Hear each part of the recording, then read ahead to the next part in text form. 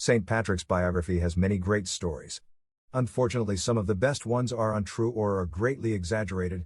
And not just the most obviously mythical tales, like his banishment of snakes from Ireland, for example. Contra the commonly accepted belief, the Emerald Isle's patron saint did not introduce Christianity to Ireland, nor did he popularize the shamrock to the point that it became an Irish symbol. Below are 20 things about that and other widely believed but untrue historic facts. A revered holy man whose life is surrounded by many myths, legends, and untrue accounts. The primary patron saint of Ireland, St. Patrick might be the world's most famous saint thanks to holidays that bear his name that are celebrated in the United States and other countries. The beloved saint's life story is full of many myths, legends, and untrue accounts. Of those, best known are probably the one in which he banishes the snakes from Ireland, and another in which he popularized the shamrock and made it an Irish symbol. People commonly assume that St. Patrick was Irish, but he was not. He was born circa 390 AD to a Christian deacon, and his wife in the Roman province of Britain in what is now England, Wales or Scotland. Accounts vary. When he was 16 years old, Patrick, or Patricius as he wrote his name, was seized by Irish raiders and taken to Ireland as a slave. After 6 years of slavery, he fled his captivity and returned to England. There he received religious instruction, before he returned to Ireland voluntarily, this time as a missionary. He did not introduce Christianity to Ireland. He might have helped spread that faith there, but there was already a Christian community in Ireland before Patrick's arrival. In 431, for example, before the earliest estimate of Patrick's arrival in Ireland, Pope Celestine sent a bishop named Palladius to the Irish believing in Christ. It indicates that there was already a sizable enough Christian community in Ireland to warrant a bishop. St. Patrick did not rid Ireland of snakes, did not popularize shamrocks, and is technically not a saint. St. Patrick's most famous legend is that he banished snakes from Ireland. While it is true that the island is free of snakes, it has been that way throughout human history. The Ice Ages that began about 3 million years ago drove snakes to extinction in the Emerald Isle. When the earth eventually warmed up, Ireland was surrounded by water, so snakes were unable to slither over and re-inhabit the island. Another famous but untrue St. Patrick legend is that he popularized the shamrock to the point that it became a symbol of Ireland. Patrick is said to have used the shamrock's 3 leaves to explain the Trinity of God, the Son, and the Holy Spirit to the pagans, with each leaf representing a facet of God. However, the shamrock had long been a popular symbol in the Emerald Isle. Ireland's ancient Celts believed that many important things came in threes. For many centuries before St. Patrick's arrival, they had used the shamrock to symbolize such groupings of 3. Another untrue fact about the beloved holy man concerns the saint in his name. Ironically, one of Catholicism's most famous saints is not even technically a saint. Patrick lived before the church laws that established the process of sainthood came into being, so he was never formally canonized as a saint. Nonetheless, St. Patrick is venerated as one in both the Roman Catholic and the Eastern Orthodox churches. The untrue claim that Scots were enslaved. An untrue narrative that crops up from time to time has it that Scots were enslaved in the New World. It is true that some Scottish prisoners were sent against their will to the Caribbean and North America. However, it is untrue that they were sent there as slaves. They crossed the Atlantic as indentured servants, bound to serve for a fixed term, typically 7 years, and not as slaves bound for the rest of their lives. Some regained their freedom before the 7 years were up thanks to the financial assistance of family or friends who helped buy out their indenture contract. After their indenture was up, many went on to have prosperous and successful lives, sometimes as slave owners themselves. The long and short of it is that while indenture was undoubtedly unpleasant, it was not slavery. The claim that those individuals were slaves is a revisionist tactic by some Scottish nationalists to distance Scotland from the transatlantic slave trade. Slavery is instead cast as an English enterprise, in which Scots were the first victims. That is untrue, and Scotland was significantly involved in the slave trade, for example as late as the 1830s. With slavery in the British Empire on its last legs, slave owners with Glasgow addresses claimed ownership of well over 10,000 men, women and children in the Caribbean. The true significance of Scottish names in Jamaica. To buttress the untrue narrative of Scottish slaves in the New World, advocates often point out the descendants of Scots in Caribbean islands like Jamaica. However, such individuals are overwhelmingly descended from indentured servants who entered into indenture voluntarily, not from Scottish prisoners forcibly sent to the island by the English. Caribbean planters preferred Scottish laborers, who were viewed as hard workers and more honest than indentured servants from other parts of the British Isles, but they were indentured servants, not slaves.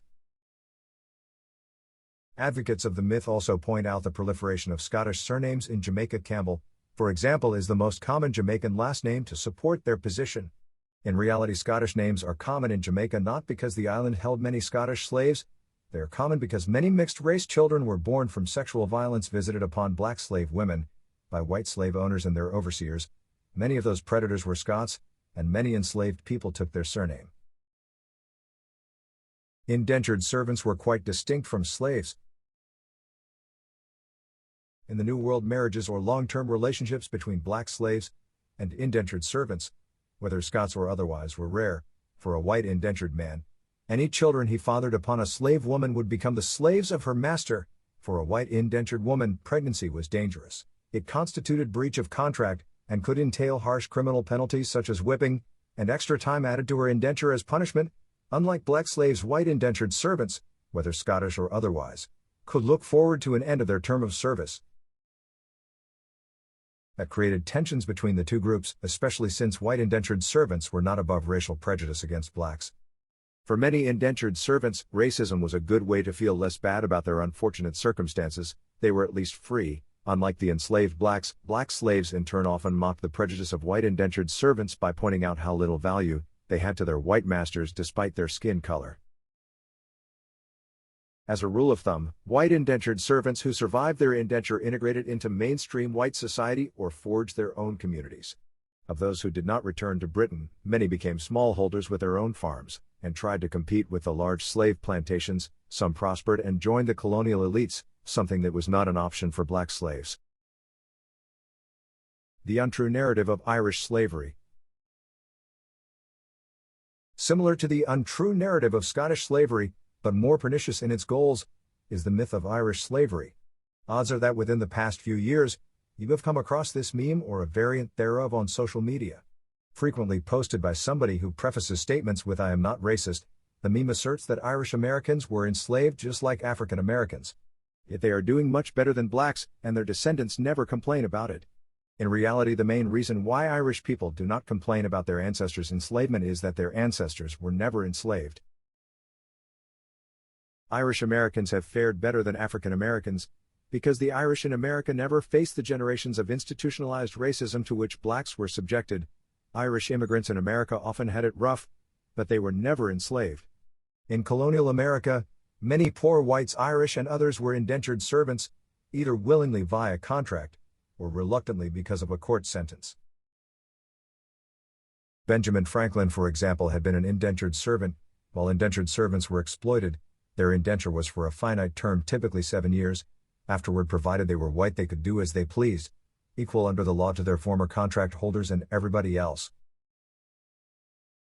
The anti-Semitic roots of a racist myth. The indentured servitude to which some Scottish and Irish migrants to the New World were subjected differs markedly from American chattel slavery. The latter was a unique institution that was based on race, had no end date, and was hereditary.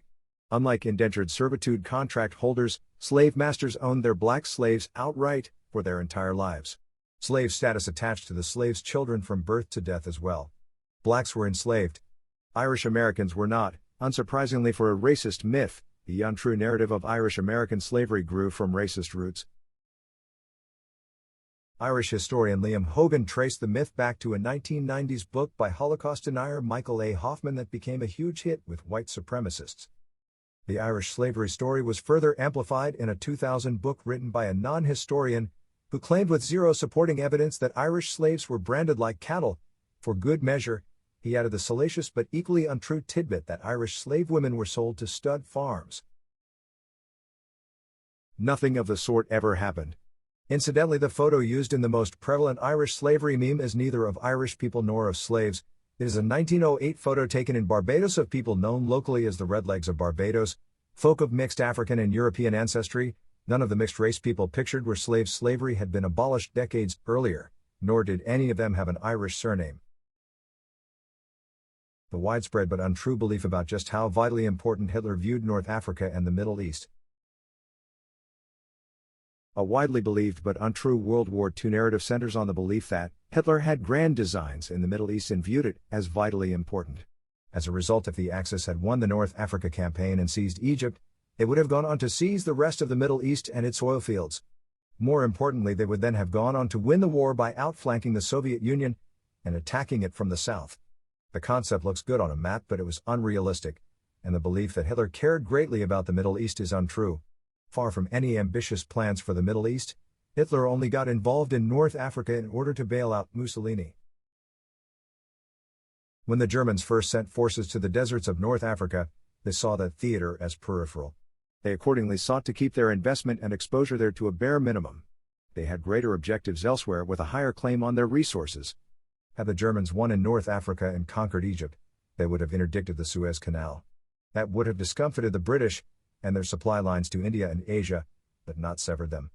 At various times, the Axis made the Mediterranean too hazardous for shipping and forced the British to reroute around Africa and the Cape of Good Hope. It took longer, but the supplies reached their destination. Logistics meant that North Africa was destined to be a peripheral theater for Germany in World War II. The most dramatic part about the myth of the Middle East's importance concerns Hitler's war plans.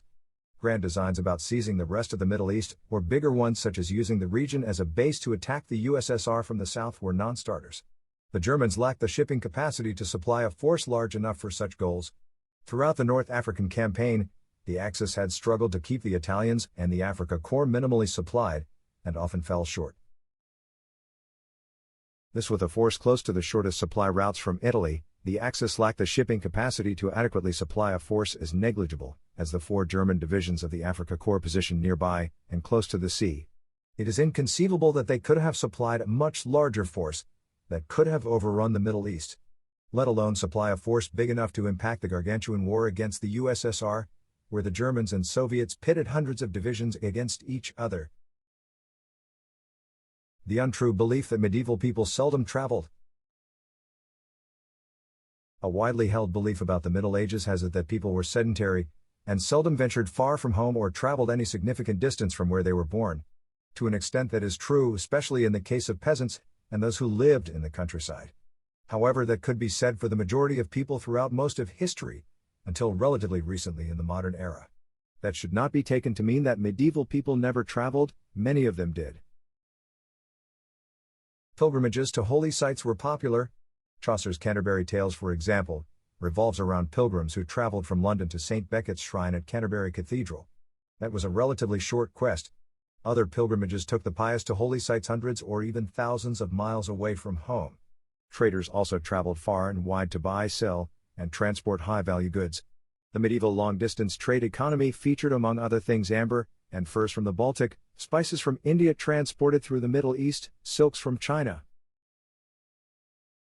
Just how close was Germany to an atomic bomb in World War II? Another World War II dramatic myth revolves around what would have happened if Hitler had ever gotten his hands on an atomic bomb. An untrue narrative developed after the war to the effect that German physicists were on the verge of unlocking the secret of fission and giving Hitler a nuke. It was not born in a vacuum. During the war, the Manhattan Project had operated on the assumption that Hitler had an advanced nuclear program that might bear fruit at any time. Those in the know thus view the US as being in a race against Germany, over which country would first produce nuclear weapons. However, it was discovered after the war that the German nuclear program was not as advanced as had been assumed. Early in their research, German physicists took a wrong turn and followed it away from the path that leads to nuclear weapons. The war could have lasted another decade, and Germany would have been no closer to an atomic bomb in 1955 than in 1945. Germany's nuclear weapons program never came close to giving Hitler an A-bomb. Nobel Prize-winning physicist Werner Karl Heisenberg was the key scientist in the Third Reich's nuclear weapons program. Although widely and rightly lauded as a genius, it is untrue that he ever came close to a nuclear bomb. Heisenberg had nebulous ideas that splitting the atom could produce a powerful weapon, but he never understood how to put in practice nuclear fission. In Germany's last test in the spring of 1945, scientists failed to achieve the preliminary first step of criticality, a self-sustaining chain reaction that the Manhattan Project achieved in 1942. Criticality was the crucial foundation. Without an atomic weapon program could not have succeeded. The failure of German scientists to achieve that fundamental step meant that their atomic weapons program was nowhere close to success. Additionally, Germany's nuclear program lacked the necessary support for success. After Manhattan Project scientists achieved criticality, it took America almost 3 years, with a massive investment of resources and the personal support and attention of the head of state, to successfully test the first atomic bomb. The Germans had not accomplished the criticality breakthrough by the time the war ended, and their nuclear program had never received anything close to the support enjoyed by the Manhattan Project. Untrue beliefs can produce profound consequences. Sometimes the belief in untrue things could lead to profound, history-altering consequences. For example, Ancien regime France's peasants and urban poor, abused for centuries, came to see their aristocratic oppressors as more than a parasitic class that lived in luxury off their toil and sweat. The part about a patristic class was not the untrue bit, it was very much true. Where things began to go off the rails is when many of France's oppressed began to see the nobility as demonic figures who did evil for the sake of evil. Conspiracy theories abounded about what the elites were up to, and chief among them was the Pact of Famine, or famine plot. It was born of a poor understanding of the economics of supply and demand. From 1715 to 1789, France's population had increased by 6 million, from 22 million to 28 million, without a similar increase in grain output. Higher demand for the same amount of grain led to higher prices. However, many attributed the price increases not to basic economics, but to a plot by the elites to deliberately withhold grain in order to starve the poor into subservience. As seen below, things spiraled from there in ways few could have predicted. France's peasants supported the French Revolution for reasons that had nothing to do with the revolution. In 1789, grain shortages in France led to higher bread prices that hit the lower classes hard. In their distress, the poor's belief in the famine plot evolved to include not only diabolical schemes to starve them, but to murder and burn them as well. Driven by a widespread panic aptly named the Great Fear, France's poor took matters into their own hands and went after the elites. To be fair, France's upper classes had it coming for centuries of exploitation, however they were innocent of the hunger plot. The 1789 French Revolution is often viewed through the lens of Paris. Dramatic events took place there and the key figures who grabbed the limelight were in the French capital. However, without support from the peasants, the bulk of France's population, or at least their consent to do away with the aristocratic order, the revolution would have fizzled. Ironically, peasant support did not result from their understanding and approval of what was going on in Paris. Instead, it was caused by a flood of fake news and untrue rumors that drove them into a panic. To wit, the elites were putting the final touches on the famine plot. Sometimes it does not matter whether something is untrue, but whether people believe it and act based upon that belief. As revolution swept France in 1789, the peasants believed that the aristocrats had engineered grain shortages to starve and debilitate them. The end goal was to force the downtrodden back into submission and obedience to their social betters. That was not enough, however. To speed things up, the nobility had also summoned foreigners to burn the peasants' crops, and hired bandits to loot their meager possessions, abuse and have their way with the women, murder the men and burn their houses. All of that was untrue, but what mattered at the time was not whether it true or not. What mattered was whether the peasants believed it. The peasants might not have understood the Enlightenment ideals and issues being debated in Paris in 1789, however they understood the fear of evil elites plotting to harm them, so they acted based on their belief in the famine plot, even if that plot was untrue. In so doing, the peasants supercharged and saved the French Revolution, from July 22 to August 6, 1789. What came to be known as the Great Fear swept rural France. Armed peasants, sometimes supported by artisans and local bourgeoisie, went after aristocratic estates, as well as those of privileged clergy. Their chief aim was to find and burn documents that granted the nobility and clergy their privileges. Untrue facts that nonetheless produced a good result. The French peasants' main goal was to burn feudal documents that placed them under the thumbs of the aristocrats and clergy. While they were at it, they were not above burning aristocratic manor houses, church estates, or assailing nobles and clerics. Their panic-driven actions often caused more panic. Armed peasant bands out to save the peasantry from the elites were often mistaken by other peasants for bandits and foreigners supposedly hired by the elites to carry out the famine plot. It was untrue, but it did not matter. The peasants armed themselves, or if already armed, redoubled their vigilance and hatred of the aristocrats and clergy, who had hired the bandits and foreign marauders seen roaming the countryside to appease the peasants and avert further rural unrest. The newly created National Constituent Assembly abolished the feudal regime and its privileges on August 4, 1789. So the Great Fear turned out to be one of those rare instances in which a mass panic, caused by false rumors and fake news, produced something good. The abolition of feudalism brought the rural turmoil to an end, but peasant unrest boiled over in various parts of France for years afterward. The importance of the resistance in World War II. Resistance movements in World War II have rightly garnered significant attention and earned a place in the hearts of all freedom lovers. However, the resistance's romantic image led to the proliferation of many untrue narratives about its significance, especially Western European resistance movements commonly assumed to have been widespread, to have tipped the balance in the Allies' favor, and to have spelled the difference between victory and defeat. It is true that Eastern European resistance movements, such as the Soviet and Yugoslav partisans, contributed materially to victory with intense sabotage and guerrilla activities. However, the greatest contribution of Western Europe's resistance lay in intelligence gathering. Their sabotage and guerrilla efforts were negligible. It took great courage, and the men and women of the Western European resistance risked their lives on a daily basis. However, their impact was more symbolic than substantive. They contributed more to the locals' pride and self-esteem for having done something, than to the actual winning of the war. The disparity between the resistance movements in Eastern Europe and the Balkans versus those of Western Europe is due to the manner in which the Nazis treated their conquered subjects in different parts of Europe. Jews accepted German occupation of Western Europe, while severe never approached the levels of psychotic cruelty and mindless brutality meted out to the conquered in Eastern Europe and the Balkans. Untrue and highly romanticized narratives have surrounded the resistance both during and after World War II.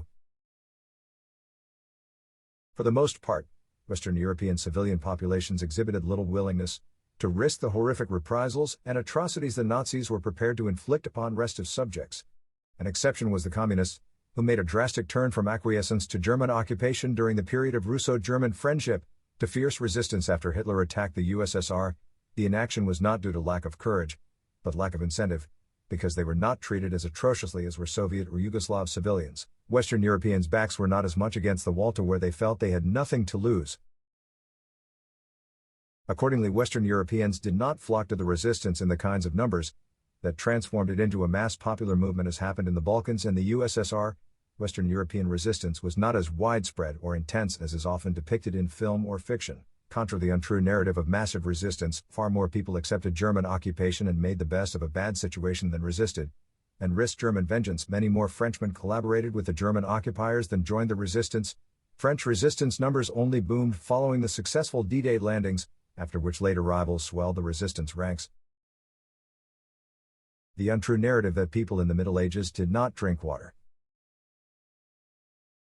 One of the more widespread but untrue narratives about the Middle Ages is that people back then only drank beer and wine instead of water.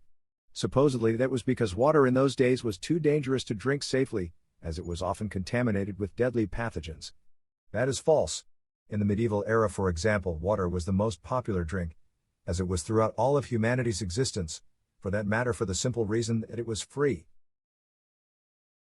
It is true that medieval people did not have the kinds of water purification treatments that the water coming out of our faucets nowadays usually goes through. Contamination was a concern, to be sure.